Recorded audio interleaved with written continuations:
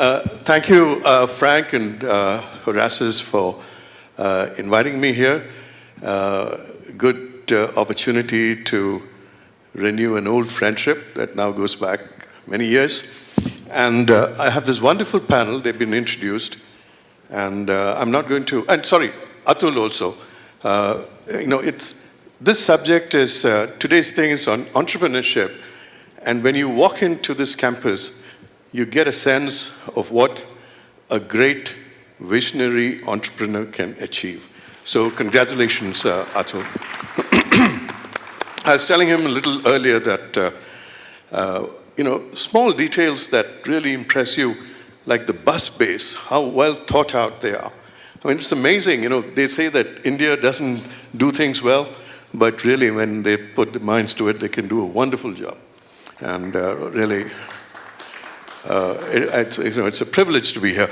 Now, we're going to kick this off with a young entrepreneur who you could say literally has been there, done that, right? Suruchii Gupta. She lives in the valley now, but she started in Bombay. Suruchii, just give us a sense of your journey in entrepreneurship. What made you think of this as a career? How did you go about getting to where you did? Who helped you? And what were the pitfalls that you had to make this little journey? It don't take more than 4 minutes.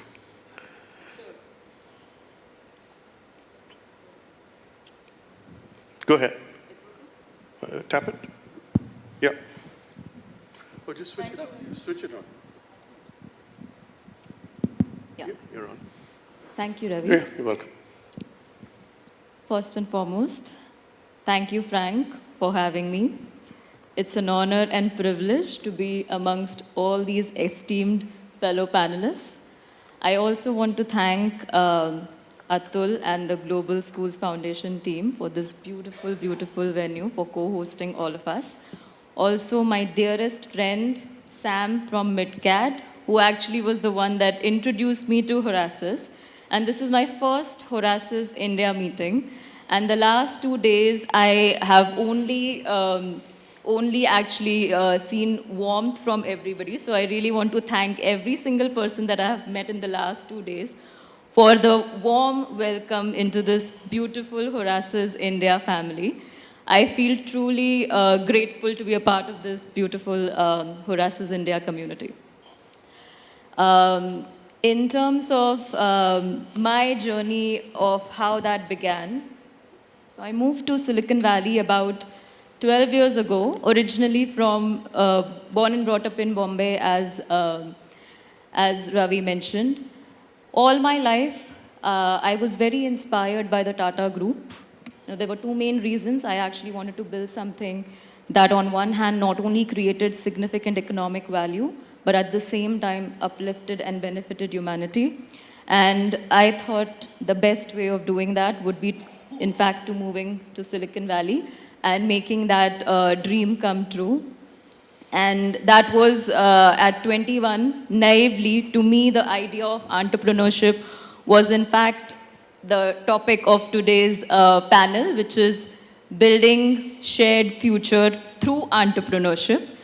Yet, when I actually went to Silicon Valley, what I realized, I was quickly humbled that the meaning of entrepreneurship in Silicon Valley is largely optimized for individual wealth creation and not so much community upliftment.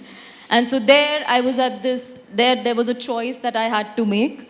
Am I going to follow the same path that everybody follows in Silicon Valley? Or I'm going to stick to this deep calling that I had of building tech solutions that can actually have population scale impact. And I chose the latter path, which was of course the harder path, but to me, sticking to the calling and the right path.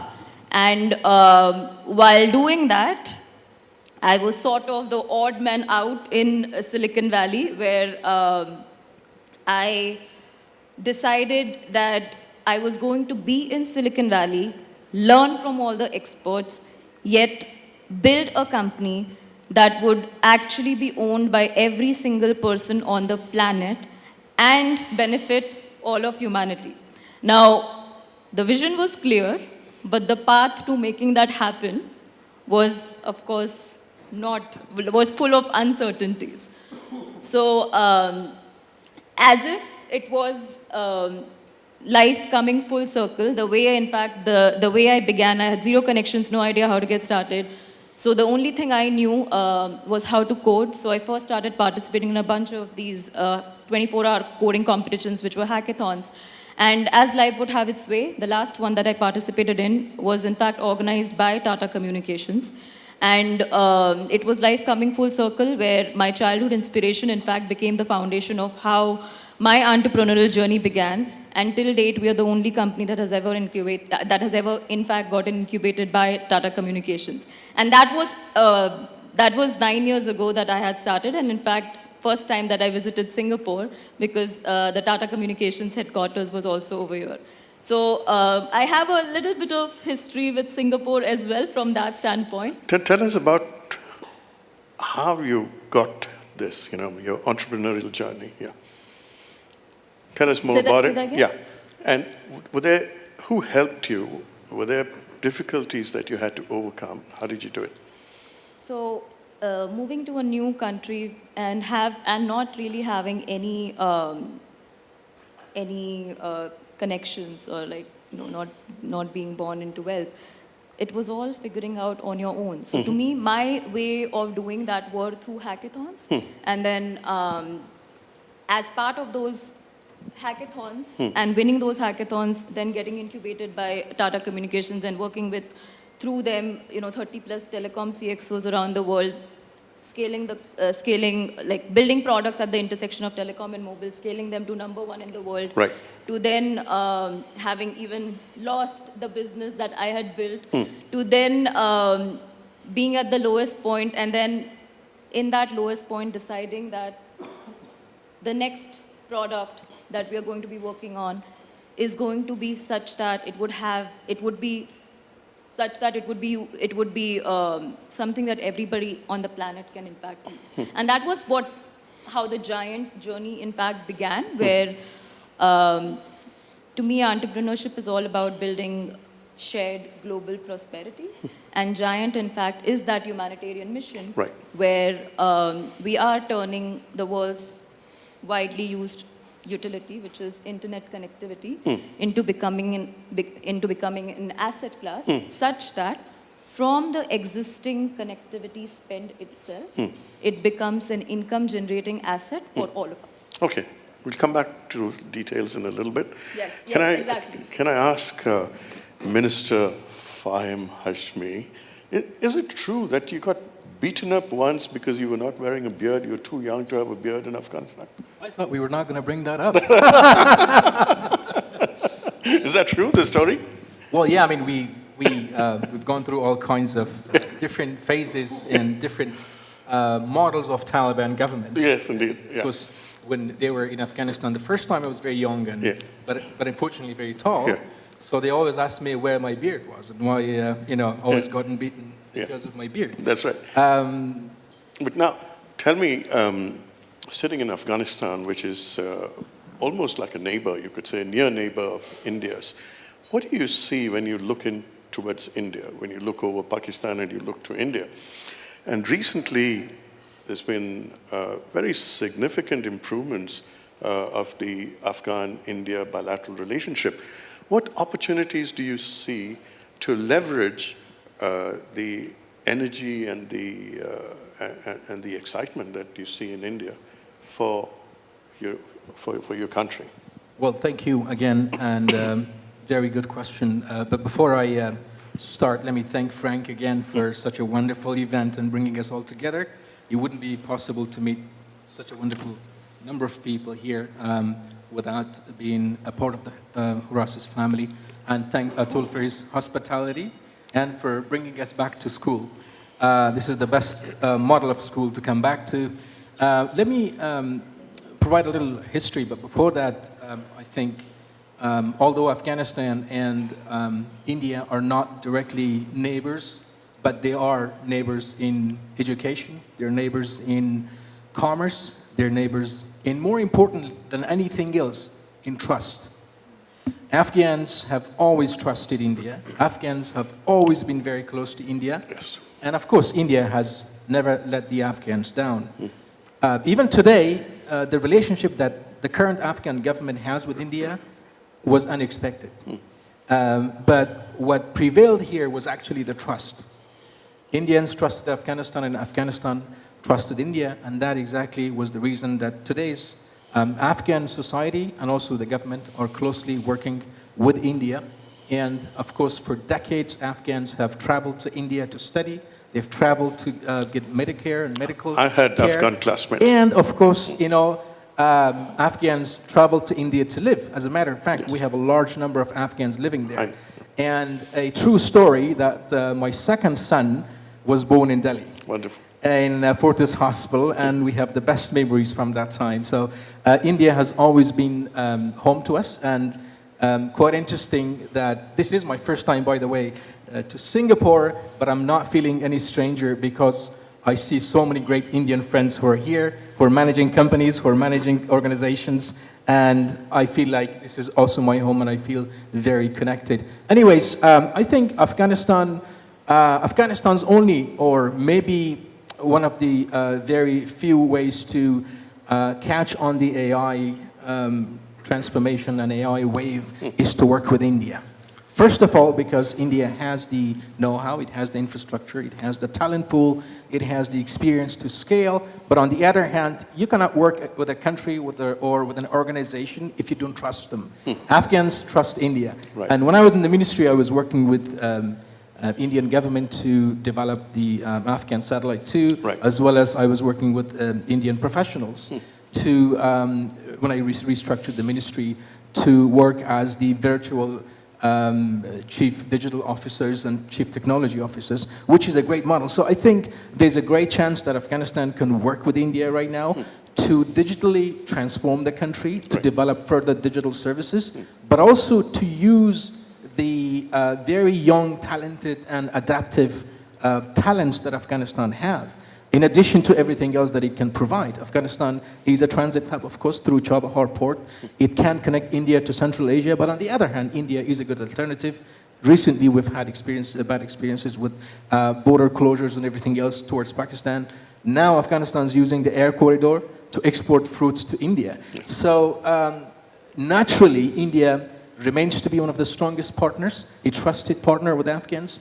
And I think we have a great chance to collaborate and build partnership to develop the country digitally, because a prosperous Afghanistan can only be achieved, a prosperous nation can only become reality if we digitally transform Afghanistan, and if we can start from the bottom up, because politics will only open doors, but after that, it's the people, it's the young generation that needs to work together.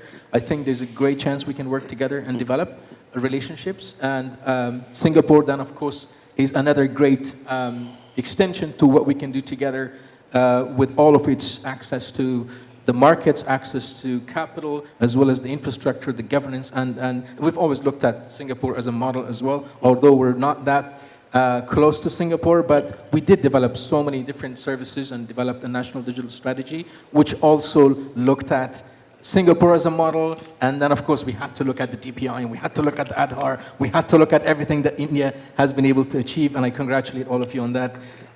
So I think there's a great chance we can optimize the relationship. Right, thank you. Thank you for that.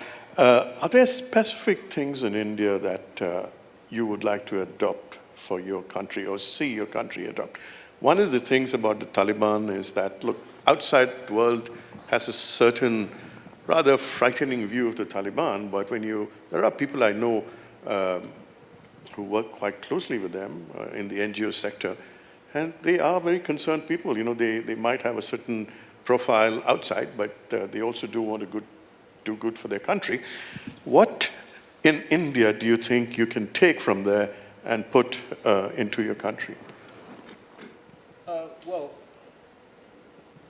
Well, India, first of all, is a good reference.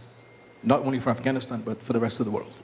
And with the models and platforms it has built, it has become a good reference. We were already looking at Aadhaar, trying to develop our national identity project, and it's already been looked at, and we've even traveled to India to meet with the individuals who were involved in developing that. We've been looking at the whole DPI, the UPI, and all of these different platforms that have been successful. And of course, the way we look at them are not only the platforms, but also the support and the cooperation and the willingness to offer, to extend these services to the Afghans. And the other thing Afghanistan can use right now is the digital skills strategy, the digital skills adaptation strategy, which India has adopted. And of course, we're not that far. But more importantly, I think Afghanistan can use India's talent. I've looked at several countries, I've looked at several models when I was in the ministry, but then I decided to use, and as a matter of fact, I did use, at different times, talents, consultants to help the Afghans learn. We developed a new ministry, everyone in the ministry was new, we developed the digital ministry, and then all of those chiefs, chief information officer, chief digital officer, all of those were then helped with virtual managers from India. Right. So that's one of the quickest and easiest thing that Afghanistan can use from India, because it's not only to find the model, but to adapt it, to start using it. Is it costly? Is it expensive? Is it cost effective? Is the other party ready to hype you in the long run? Are they also willing to teach you how to use them and how to operate? So I think there are a few things, but these are the first things that we can start using, because government needs to be digitalized. That reduces corruption, increases efficiency, and that also strengthens the relationship between the two countries. And that relationship, which has been there forever, I think it deepens further the relationship that the two nations have. Yeah, thank you. And thanks for mentioning Singapore. As you might be aware that Bhutan has come to Singapore to set up a mindfulness city in the Phuentsholing area in the south of Bhutan.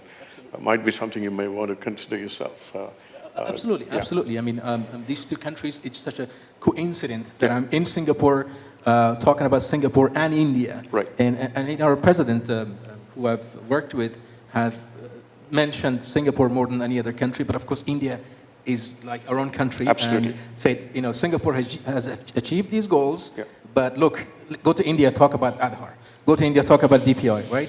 Go find someone to help. And I had advisors, 3 advisors from India, who kept traveling to Afghanistan to reform our telecom company, to reform the ministry. And it was very comfortable, easy, trustworthy relationship. You talked about old trade between Afghanistan and India. Prime Minister Manmohan Singh's family used to trade dry fruit to Afghanistan. That was their business. Absolutely, and that remains to be a very, very critical, Chabahar, critical port, remains to be a very critical and strategic port for connecting India to Central Asia. Absolutely. And I hope that will expand. I mean, we're already using it. Wonderful. Thank you. Tamura-san, you were in the Shinzo Abe government. You're an investor too now. You were involved in various projects. And Abe-san had a 30-year vision of India. He operated on that was his, so that's why he was able to overlook the issues that came up, because he had that vision. Could you give us a sense, be as realistic as you like, as an outsider, how do you look at India's entrepreneurial ecosystem, and what do you think we could do better? What do you think we are doing right? Thank you. So first time I heard from Frank San, this time the Horasis venue is this school, I feel destined because I'm a board member of this school, fantastic school. They already have 6 campuses in Japan. I'm not surprised. And the 7th campus will be opening in Hokkaido. And the amazing thing is that, 90% application is coming from Japanese parents. They love it. They think Indian accent will be the mainstream English in the future. And science and math education is the best. And the price value is amazing, the exit to the great schools all over the world.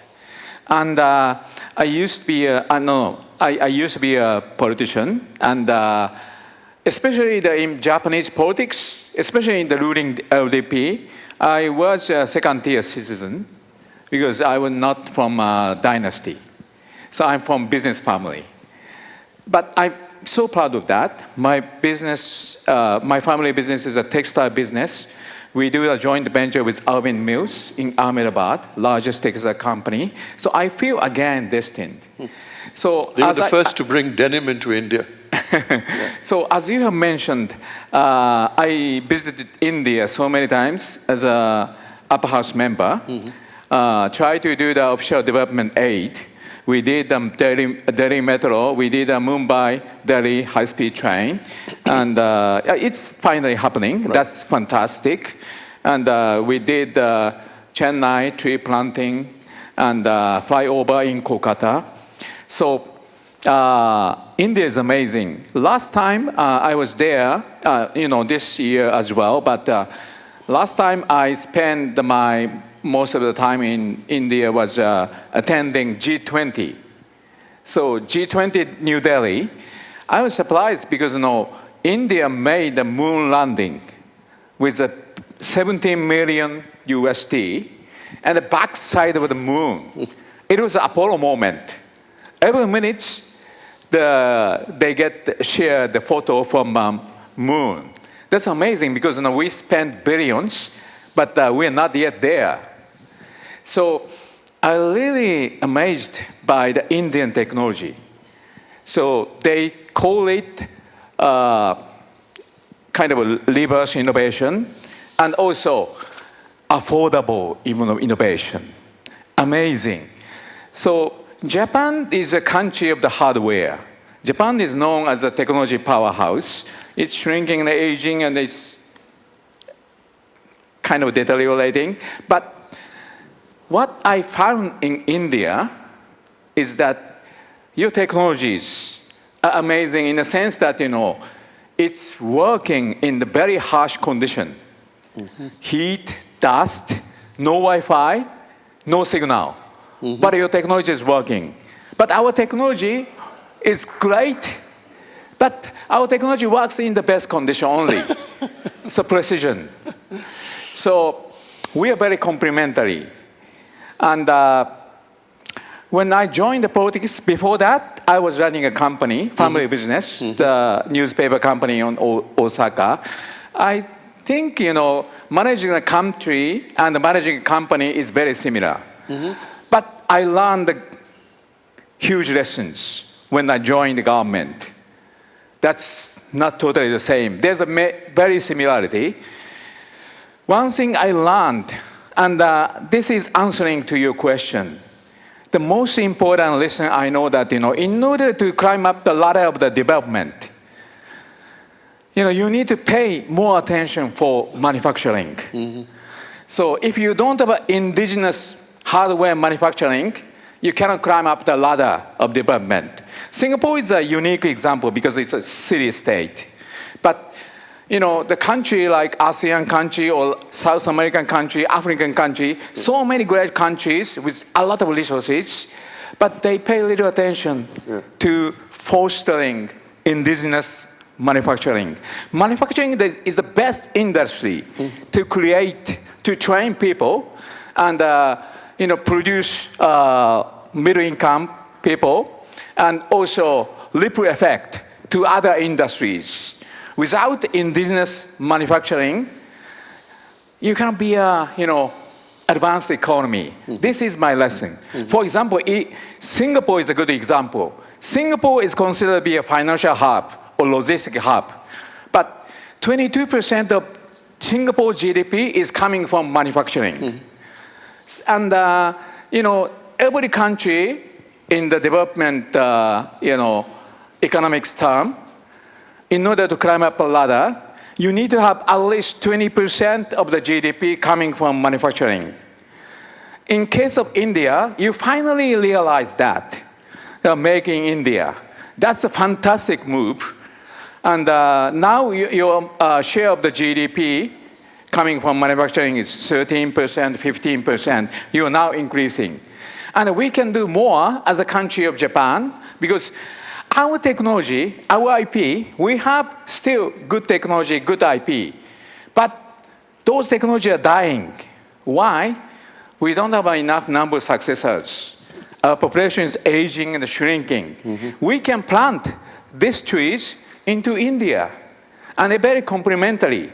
Our precision technologies, workable only in the best condition, can be planted, and we learn in exchange your technologies working in the harsh condition. And that's more marketable in most countries. Yeah.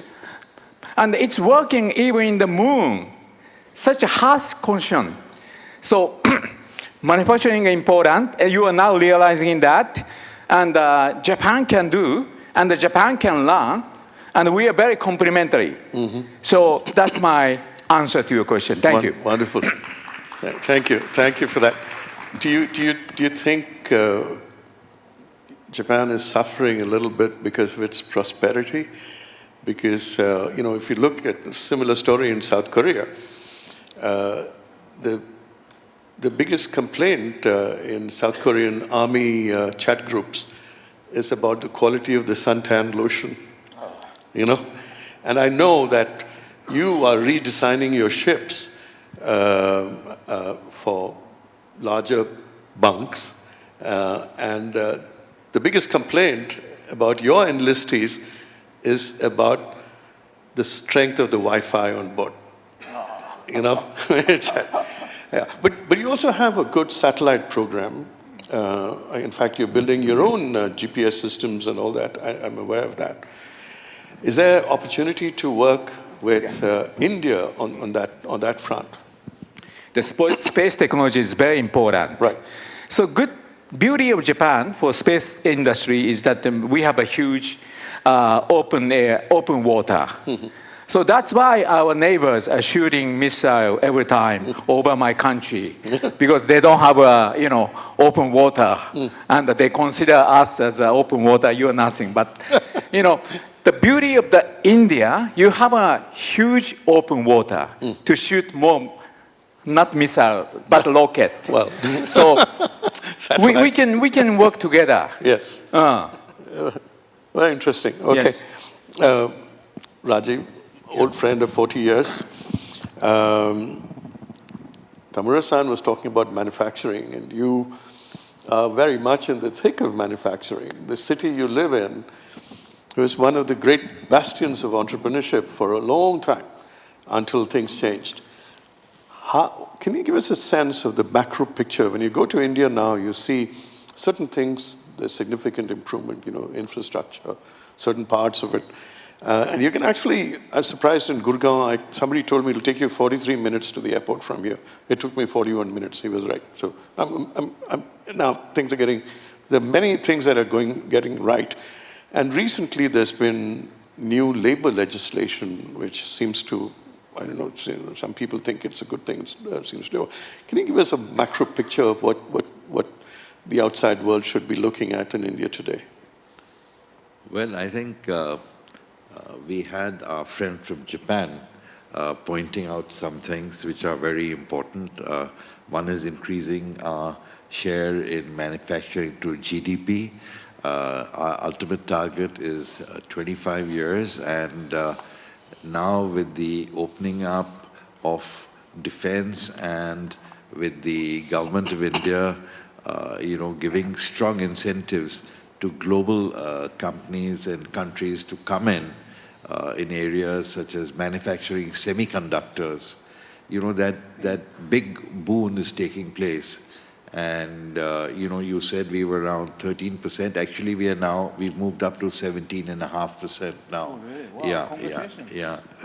Thank you. I had nothing very much to do with it, but the fact is that trend is continuing, and I think that is being coupled with the export of manufactured products, including defense.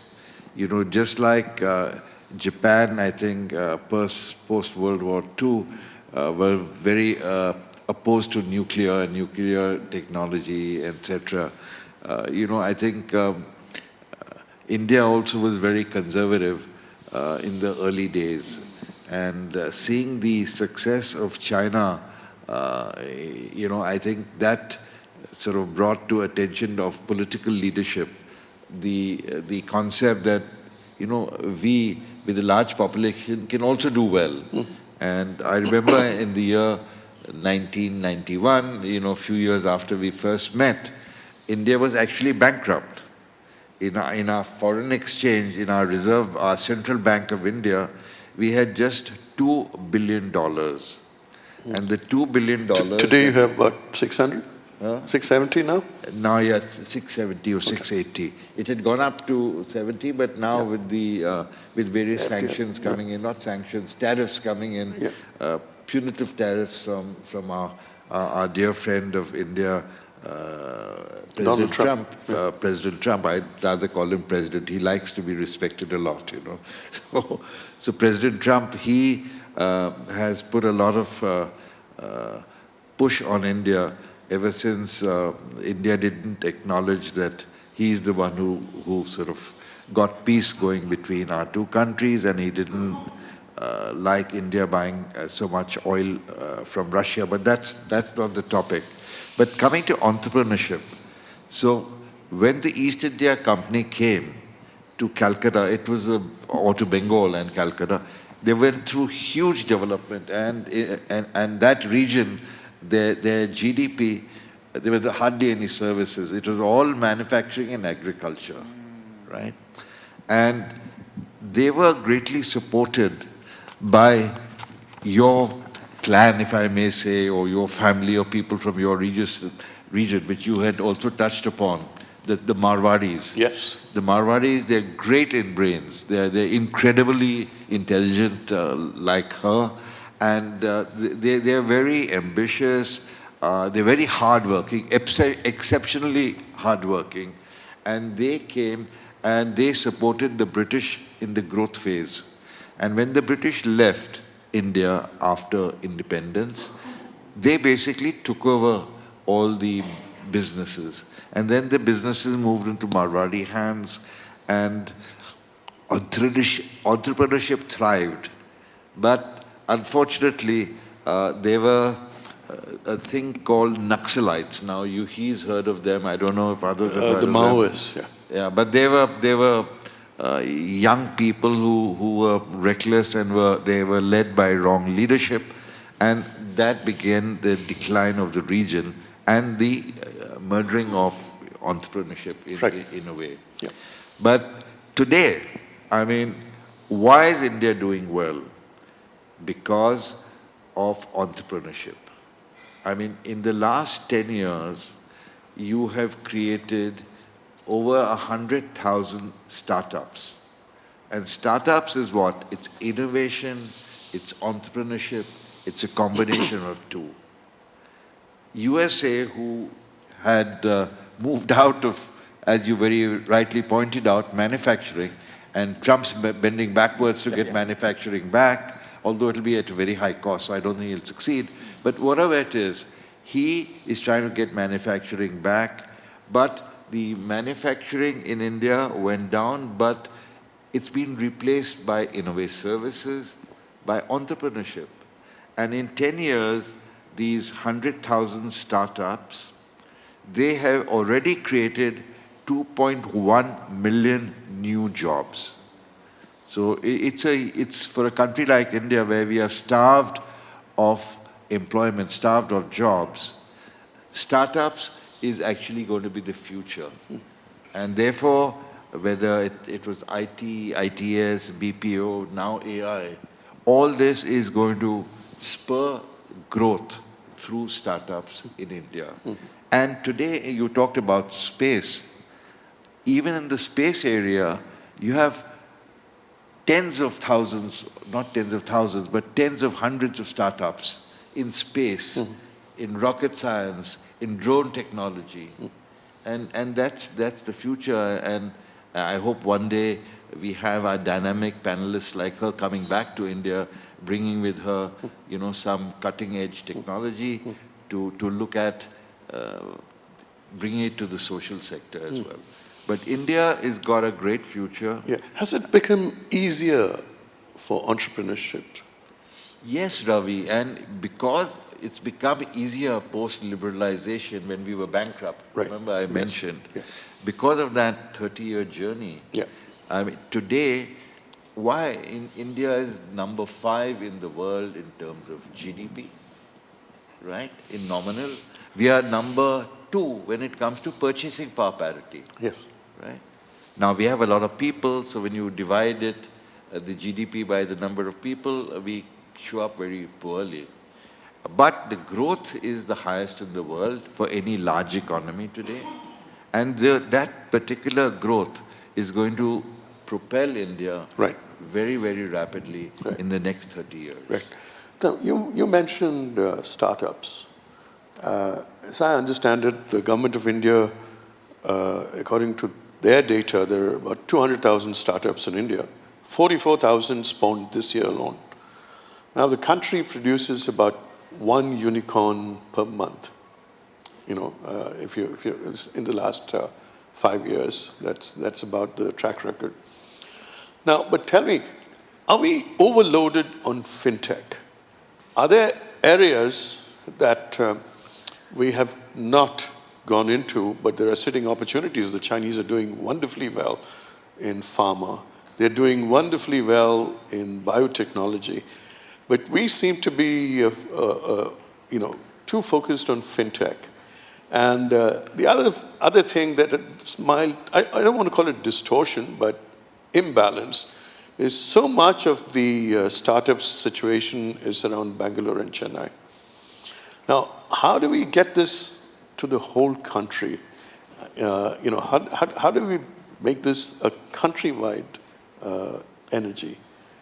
It's happening because, I mean, living in Calcutta, if you go to Bangalore, the largest pool of engineering and science talent is from my state, Calcutta and Bengal. So what are they getting so right in Bangalore that others should be trying to do for themselves? Well, I think one is the historical problem of the Naxalite. No, that's just for Bengal, but there are all the, No, but today, how you look at it, Bombay is thriving, Pune is thriving, Hyderabad is thriving, Tamil Nadu is thriving in IT, right?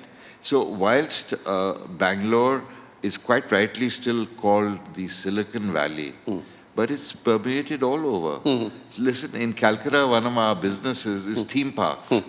We are located in an area where you have the IT group of people. We have something like 150,000 youngsters there. And for each one IT guy, it's 1.5 indirect employment outside, right? So when you talk the startups, 2.1 million, that is just in the startup direct employment. The indirect employment that creates is probably 3 million. All right.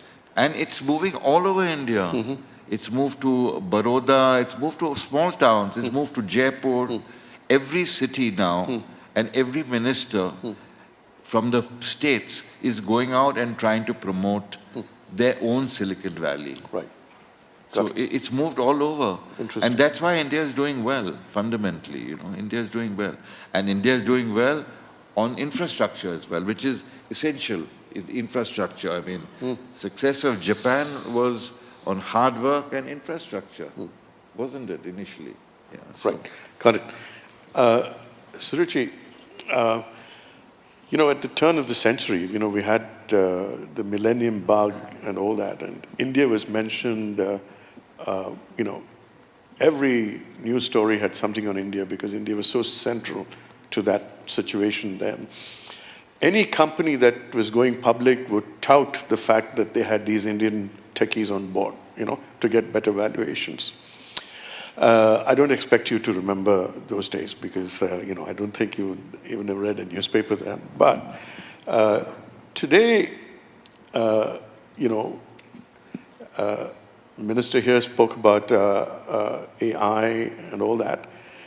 In major conferences, somehow India doesn't get the same level of attention as the US and China is doing. what do you think we need to do to be right in the heart of the AI revolution now, as it's called the fifth industrial revolution? And you're welcome to chip in after she's finished. Yeah. I think what I've observed is a lot of the, I mean, you touched on fintech as being one of the prominent markets that India has actually has a lot of startups in. What I've observed, if I look at the Indian startup ecosystem, I would categorize the startups in three different categories. It is mainly services, distribution, and now manufacturing is also largely coming.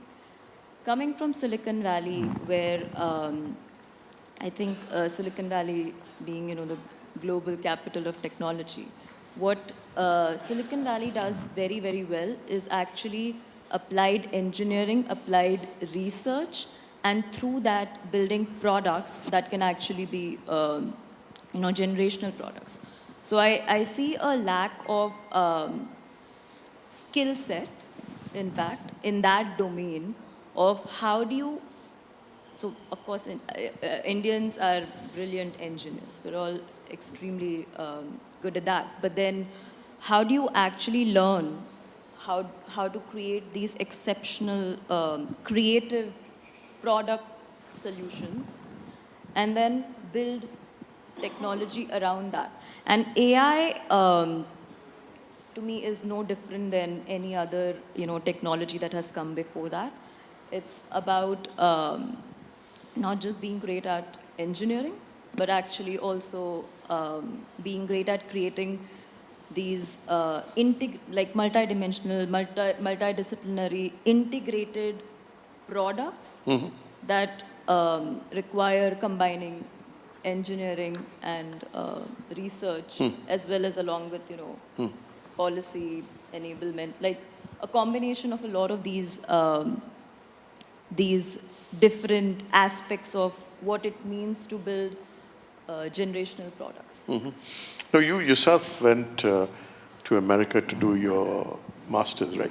I did. What do you think we need to get right in the Indian education system to make it fit for purpose? We do produce zillions of engineers. I think the minister here before, he was speaking about 500 engineering colleges in Tamil Nadu and all that. But it's one thing to churn out the numbers. What do we need to do to fix the education so that these kids that come out have jobs waiting for them, when they come out of the universities? What is that little gap that you... I mean, I think investing in research and development, right? Actually, like the US universities, they have such awesome research programs where they actually, now obviously with Trump, the aid has gone, so it actually could be India's opportunity in terms of creating that same system of take this opportunity. Just take a second here. I'll have to intervene because we have somebody very special joining us just now. We have a minister from Poland, and he's just joined us here at this conference. Mr. Michael Gramatica is here. Ladies and gentlemen, let's put our hands together to welcome him at Horasis India Meeting 2025. So, a very warm welcome to you, sir, and we would like you to come and join us here in the front row so that we can continue. Here he comes. Ladies and gentlemen, put your hands together one more time for the minister who's joining us from Poland, Mr. Michael Gramatica. A very warm welcome to you, sir, and thank you so much for joining us. Thank you so much, ladies and gentlemen, for your patience. You can continue. Yeah. Yes, Suruchii, you say. You were on producing engineers fit for purpose, That's right. yes. So the one thing very interesting about the US is just how they create flywheels and they create ecosystems in terms of solving any systemic problem. So to me, how do we actually solve this problem is in a way a systemic problem where it needs an entire ecosystem, which of course starts from supporting, like it starts from education, like having the right aid available to even encourage students to actually be interested in these different multidisciplinary domains. So it starts from there, and then of course, as these young kids are coming out of school, then it's also about having opportunities available in the job sector to even support those skill sets. So it's like US does incredibly great job in not just solving one aspect of it, but solving the problem holistically in terms of creating that ecosystem and having that flywheel effect around just any specific problem when it comes to solving that. Right. And that is something, to me, I think in India is missing, where we have these siloed, exceptional engineers or exceptional talent in different domains, but not the ability to really integrate these and blend them in a very holistic manner to create these solutions Right. that are able to then create Okay. these Do you have something to say? products. Fahim? Yeah, absolutely. His Excellencies, I think India has a few benefits. First of all, I mean, US led the AI wave, but India can lead the deployment. With the scale that it can bring to the table, I think it can always lead in deployment. But simultaneously, at the same time, because India benefits from a very, very talented and large pool of talent, it can not only lead in providing engineers and expertise, but at the same time become the training hub for AI in the region. And at the same time, India can be the leading AI partner with most of the global South countries. In this region, in Asia, I think India can play a major role. And with the infrastructure it has, I think it has a great chance to not only lead, but also contribute to so many different solutions, multilingual, low-cost resources, Right. and everything else. I think India has every chance, although some of the products and LLMs were created in the US, but India can catch up very, very quickly. Right. Is there somebody in the audience who might like to question the panelists? Ask anything regarding anything they might have said? Yes? Yes.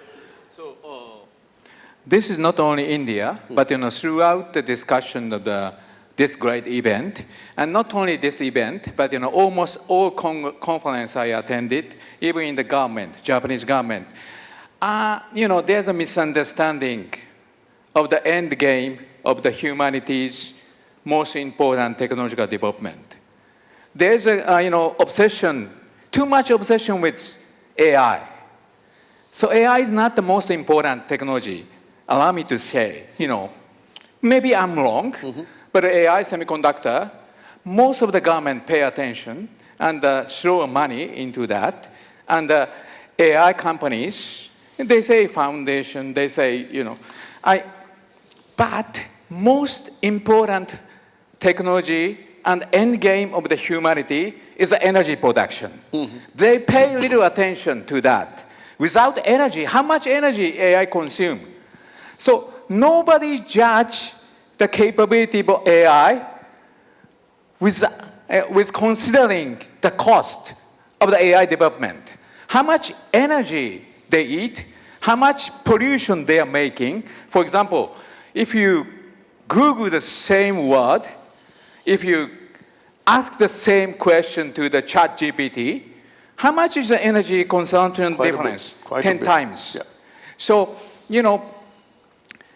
I think China is pushing the right button right now. Because China is pushing the right button. And, China is throwing all the money into the energy production. I'm impressed, honestly, the first commercialization of the mankind, of the fourth generation nuclear reactor. So they can create most abundant amount of energy with the cheapest amount of money. So I think last winner and the last hegemonic race will be decided by energy production technology, Right. not AI. I want to say that. I know. As you know, that the Chinese actually are surplus in energy, and they have invested tremendously, and it is the key thing to AI is availability of energy, which is why if you see in the United States, they're raising electricity prices because they need to fund new installation of capacity, which they failed to do before they went in. But I'm sorry to say, Yeah. so, you know, venture ecosystem is not fitting to energy production. Because, you know, liberal democracy is good at science. Right. But there's a definition between science and engineering. Right.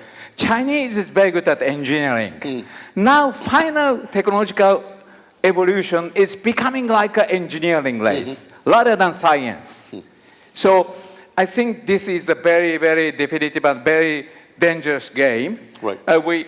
So, you know, I'm sorry to say, but the US Silicon Valley ecosystem is so fragmented and so not concentrated. And, you know, less money is poured into energy technologies. And how much money they throw into the energy and how big their energy engineering, I think, you know, we need to come together, India, Europe, and Japan, Right. and the US. Right. We need to team up, we need to scale up, we need to speed up. Right. Otherwise, you know, they will win. Right. Tamura-san, since you have the mic, can I ask you something that we didn't touch upon? There's a lot of entrepreneurial energy in India in the defense field. Now, in many ways, we have certain common threat perceptions, Japan and India. You have wonderful technology. You know, your Suruchii submarines are first class. Some years ago, Japan tried to sell US-2 amphibious aircraft to India. Somehow it didn't take place. Do you see opportunity for Japan and India to work closer in the field of defense? Yes, yes. So the Japan's largest hope is the defense tech. So now software is coming back to the hardware. So AI should be implemented into the hardware for the defense. So first time, Trump administration is praising Japan, and they are asking our help to build more ships. The ships including commercial ship and Right. military ship, Right. and submarines. And Japan has interest in technology, material science, and also, you know, key components of the very quiet submarines. It's not nuclear, but almost like a nuclear. Yeah, So independent air propulsion, India, Japan can work together. But again, you know, defense tech is also need a lot of energy, incredible amount of energy. Weapon production, weapon system production, and preciseness, and they waste so many, they make so many mistakes. Yeah. I'm sorry, I talk too much. That's fine. Not like I'll just Japanese, I'm ask, sorry. I'm normally Japanese, a good listener. Yeah. That's why I failed in politics, I'm Yeah. sorry. I'm just going to ask a last question to Rajiv, and then I'll give him the opportunity to thank Frank and Horasis for setting up this panel and for all the arrangements. Rajiv, there's a friend of mine, Sanjay Baru, who's written a book recently called Secession of the Successful. It's about wealth, rich, educated Indians leaving India. Now, I asked you earlier about the labor legislation that's improved and what you thought of it. Now, can you say, as an entrepreneur, do we need to get our tax regime improved? I think our tax regime is improved enormously already. I think the thinking was that we need to bring our tax rates down to ASEAN levels. And they've certainly done that at the corporate level. At the individual levels, it's not yet come down that Right. much. But at the corporate level now, new companies you just pay 15% Right. if you register on that, Right. and don't ask for any other exemptions. Right. So 15% is very competitive. If you're older companies like ours, then we pay 25%, which is also not bad. I mean, we are used to 45%, you know. So 25% and 15%, I'd say, is excellent. But what we need to do is, The individual level. at the individual level, bring it down. But they're so short of funds, and very recently they've brought down the GST rate or the VAT rate, which many people may be familiar with, by quite a lot. And just like Dr. Manmohan Singh had done, when he brought down the tax rates, collections didn't go down. In fact, it went up. And that's what we are seeing now, even at the industrial level. So India has got its act right. And I think that's the future of India. And you know, Ravi, this aspect that India has only startups and fintech is wrong. No, We I'm have not saying, but what I said is there's an overload of... Yeah, there may be, because, you know, I mean, if you're, as a journalist, you're more focused on finance, that'll... No, I'm not. I'm focused on everything, including you. Thank you very much. So in the education, edutech, there's a lot happening. In health, it's happening. I mean, today, surgeries are done in villages over the net. Yeah. Right? And also the internet connections have now improved Not surgery, a lot. but consultations. Yeah. No, also surgeries have begun now. Robotic surgeries have begun, right? So in not all over, but centers, and that'll explode now with time. But if I may, Ravi, take the opportunity of thanking you for conducting. No, you've conducted this brilliantly as always, and that's expected, and that's why Frank chose you as that. He couldn't find anybody else. Yeah. So, and also, of course, the panelists, excluding me. But before I end, let me also personally welcome our minister from Poland, sir. It's excellent to have you here. So can we give another round of applause?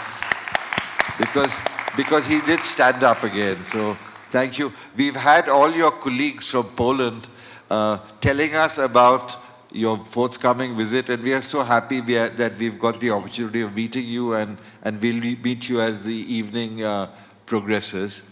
But sir, I would like to take this opportunity to thank Frank, because he's the one who brings all of us together.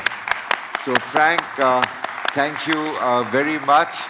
And Atul, I don't know where Atul is. Atul, Atul, the wonderful, what should I say, the strength you have given Frank to ensure that all this happens. It's really been wonderful. You've built schools all over the world now, many parts of the world, and I've not had the opportunity of being in any of your schools.